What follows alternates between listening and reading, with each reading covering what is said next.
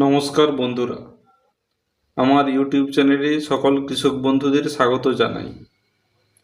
যে সকল বন্ধুরা নতুন আছেন তারা এই চ্যানেলটিকে সাবস্ক্রাইব করুন, যাতে করে আপনারা নতুন নতুন কৃষি সম্বন্ধীয় ভিডিও পেতে পারেন। আজকে আলোচনা করব বায়ার কোম্পানির একটি সিস্টেমিক এবং কন্টাক্ট ইনসেকটিসাইড সম্পর্কে। এটি যেহেতু কন্টাক্ট এবং সিস্টেমিক, তাই এটি দু ধরনের কাজ করে থাকে।